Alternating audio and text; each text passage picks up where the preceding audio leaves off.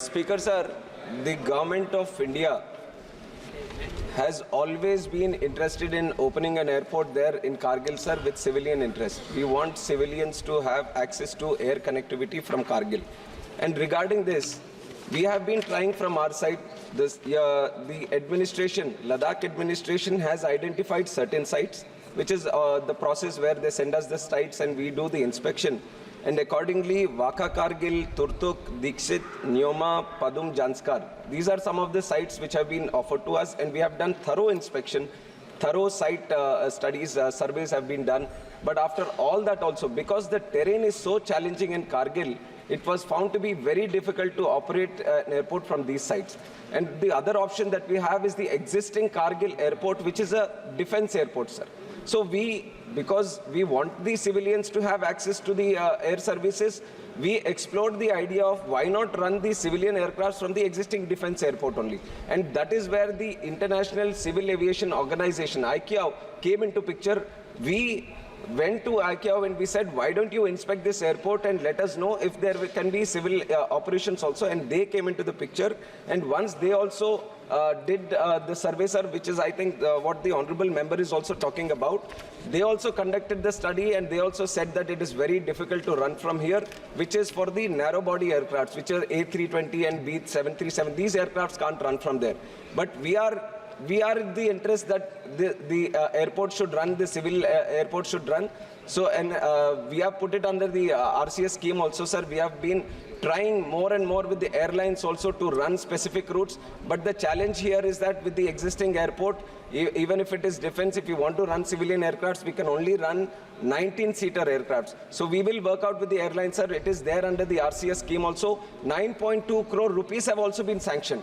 30 lakh worth of small works like electrical works have also been done there, sir. If some airline says that we are ready to provide connectivity from Kargil to Srinagar or Jammu, then we are ready to do the remaining work and provide it for the civilian purpose also, sir. Honorable member supplementary, please.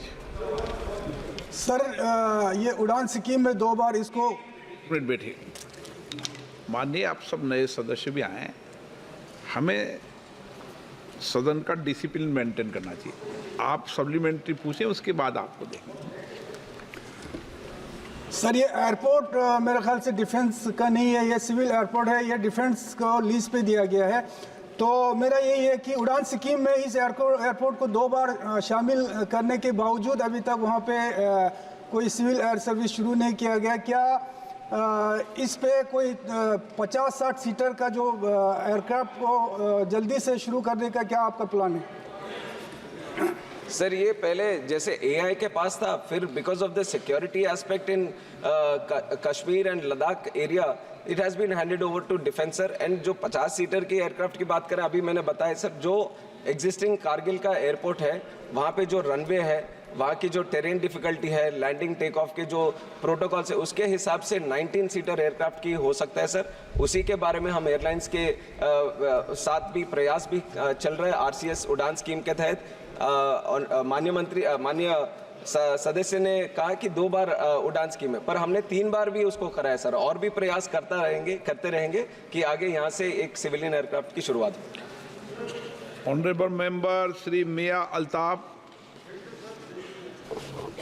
Sir मैं honourable minister साहब से specific ये पूछना चाहता हूँ कि पिछले कई सालों से हम सुन रहे हैं करगिल एयरपोर्ट के बारे में कोई स्पेसिफिक जवाब नहीं आता, और आज भी कोई स्पेसिफिक जवाब नहीं है। एक पूरा रीजन जो है वो कटा हुआ होता रहता है। 7 महीने तमाम सप्लाईज़ वहाँ की बंद होती हैं, माइनस टेम्परेचर वहाँ रहता है, तो कोई उनका और नहीं है ज़रिया मुल्क के साथ मिलने का। लद्दाख है तो वो भी वहाँ से बहुत दूर है। कश्मीर वैली जो है वो 7 महीने बंद रहती है। तो स्पेसिफिक आप मंत्री साहब ये बताएं कि आप किसी भी प्राइवेट या गवर्नमेंट जो भी आपकी एयरलाइंस हैं, ये हुकूमत का फ़र्ज़ बनता है, ये हुकूमत की ज़िम्मेवारी है कि वो किसी से भी बात करे, लेकिन 6 महीने की वहाँ सर्विस जो है वो विंटर्स में वहाँ लोगों को दे। इसके लिए मैं ये आपकी ज़ाती मुदाखलत चाहता हूँ, पर्सनल इंटरवेंशन चाहता हूँ कि आप इनका ये मसला हल करें। Thank you sir.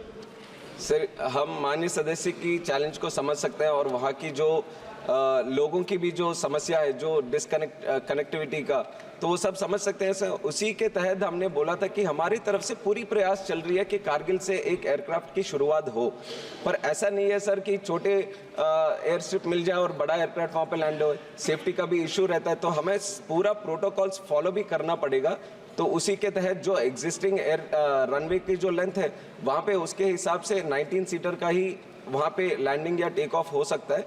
तो उसके तहत जो माननीय सदस्य ने बोला, हम पूरी तरह से पूरी लगन के साथ हम प्रयास करेंगे, एयरलाइंस के साथ भी बात करेंगे, जितना जल्दी हो सके उतना जल्दी हम करना चाहेंगे। Question number 146 Shri Janardan Mishra ji.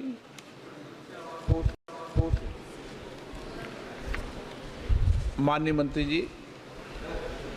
Sir, the answer has been placed on the table of. माननीय सदस्य। धन्यवाद सभापति महोदय। विमानन के क्षेत्र में प्रधानमंत्री मोदी जी के कार्यकाल में जिस तरह से हवाई अड्डों का निर्माण हुआ है और विमानन यात्रियों की संख्या बढ़ी है, वो अपने आप में एक अभूतपूर्व है। और मेरे जैसे इलाके में जहाँ अभी रेल सुविधाओं का भी अभाव है, वहाँ पर भी मोदी जी ने और तत्कालीन नागरिक उड्डयन मंत्री आदरणीय ज्योतिरादित्य सिंधिया जी के प्रयासों से हवाई अड्डे का निर्माण हुआ है और आदरणीय रामानु नायडू जी के प्रयासों से वहाँ विमान के संचालन के लिए लाइसेंस की प्रक्रिया जारी है। इस तरह से जिस तरह से यात्रियों की संख्या बढ़ी है, उस हिसाब से अगर देखा जाए तो जिस डीजी यात्रा ऐप का जो लॉन्च किया गया है और उसके तहत यात्रियों की सुविधाओं के संबंध में जो मंत्री जी ने उत्तर दिया है, उसमें बहुत सारी चीज़ें स्पष्ट की गई हैं। लेकिन मैं पूछना चाहूँगा कि क्या डीजी यात्रा ऐप के उपयोगकर्ताओं के अनुभवों को एकत्रित करने और सुधारने के लिए कोई फीडबैक तंत्र मौजूद है? यदि हाँ, तो कृपया तत्संबंधित विवरण प्रस्तुत करें। Sir, for seamless contactless travel DG यात्रा को लॉन्च किया गया था 2022 से हमारे एयरपोर्ट्स में ये वितरण भी हुआ है sir. And we have been getting excellent feedback. And माननीय सदस्य जी ने जो पूछा था, वो airport feedback mechanism already established है सर। उसके तहत डीजी यात्रा का भी अगर कुछ फीडबैक वो देना चाहते हैं तो वो ज़रूर वो उसका मैकेनिज्म भी है, दे भी सकते हैं। और अपनी तरफ से भी उसको डीजी यात्रा ऐप को और कैसे इम्प्रूव करें, इसके ऊपर भी बहुत अपने मंत्रालय में भी पीरियडिकली हम भी रिव्यू करते हैं सर। हम भी रिव्यू करके इसको कैसे बढ़ावा और दे, हमारी तरह से ये प्रयास लगातार जारी है सर। और इसके बारे में अभी फिलहाल 15 एयरपोर्ट्स में ऑलरेडी ये एस्टैब्लिश्ड है सर। अभी 12 अभी वहाँ पे लॉन्चिंग के लिए अभी तैयार है 12 और एयरपोर्ट में, और 11 और में लगाने की कोशिश भी हम कर रहे हैं सर।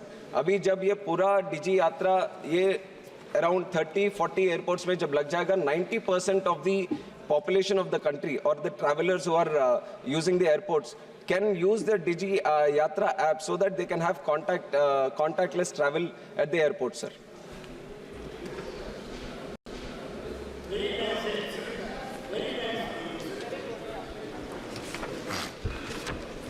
एक विषय दूसरा है,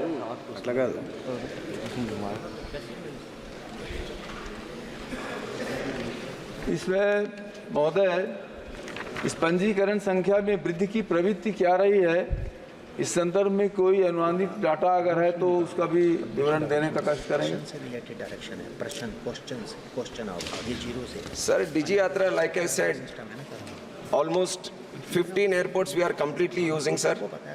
और 12 एयरपोर्ट में अभी लॉन्चिंग के लिए तैयार है और 11 एयरपोर्ट में अभी अगले साल उनको भी इसमें लाने के लिए एक कोशिश जारी है सर। और इसके तहत कितने लोग अभी इसको यूटिलाइज कर रहे हैं, उसका भी हमारे पास है सर विवरण।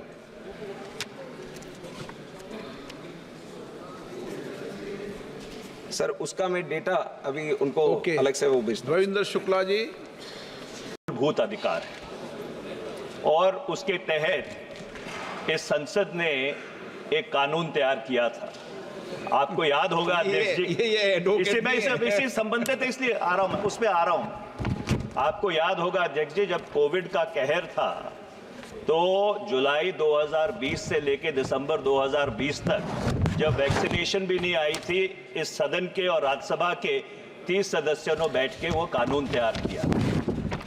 उस कानून में ये बात कही गई थी कि 3 किस्म के डेटा है, पर्सनल डेटा है, सेंसिटिव पर्सनल डेटा है और क्रिटिकल पर्सनल डेटा है। माननीय मंत्री जी ने जो जवाब दिया है, और मैं सिर्फ एक लाइन उसके पढ़ना चाहता हूं आपके आज्ञा से अध्यक्ष जी। डिजी यात्रा facial recognition technology based app has been launched to provide seamless, hassle-free and faster passenger processing at various checkpoints at the airport. My question, Mr. Speaker, sir, is that facial recognition technology is sensitive, is critical personal data. So critical personal data of millions and millions of travelers who are transiting through these airports is being collected. What is the mechanism that the government has put in place in order to ensure that the integrity of that data, the privacy of those people is protected and not infringed upon? Thank you, Speaker, sir. Sir, the concern that has been raised by the honourable member is a concern that we all share, and especially the Government of India is very much committed to protect the privacy of each and every individual of this country, sir. That much I can assure you through this. And how exactly the Digi Yatra app is trying to achieve it? Sir, first of all, the PII, the personal identifiable information that is there with us, it is totally encrypted and stored in the passenger's own smartphone, a smart wallet, secure wallet in the Digi Yatra app. It is not coming to us, first of all. And then whatever is there, no data is stored with us as a distributed ledger. The PII data is also not stored in any central location. Hence, the risk of data loss, data theft, or data breach does not arise. And also, the PII data is shared directly by the passenger and whoever is the verifying agency for a very limited time limit. So after every 24 hours, the data gets purged, sir. It is lost from the system entirely. And whatever data is there, it is data stored in the individual smartphone of the own passenger himself in the app itself.